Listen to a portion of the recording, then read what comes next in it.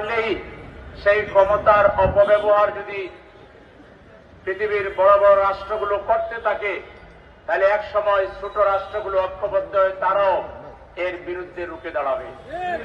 আজকে ইরানের উপর যে আক্রমণ করা হয়েছে, ইরান একটা স্বাধীন রাষ্ট্র, তাদের সার্বভৌমত্বের উপর আঘাত করা হয়েছে, এটা আমরা স্বাধীন বাংলাদেশের নাগরিক হিসাবে কোনোভাবে মেনে নিতে পারি না।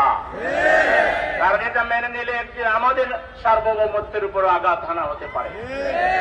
সেজন্য আমরা একটি শান্তিপ্রিয় জাতি হিসাবে, একটি শান্তিপ্রিয় দেশের নাগরিক হিসাবে এই হত্যাকাণ্ডের এবং এই হামলার তীব্র নিন্দা এবং প্রতিবাদ জানাই। আমরা জাতিসংঘকে যথাযথ কার্যকরী পদক্ষেপ নেওয়ার আহ্বান জানাই। একই সাথে মুসলিম রাষ্ট্রগুলোর দ্বারা গঠিত ওআইসি আজকে কি করছেন বিশ্ববাসী দেখতেছে।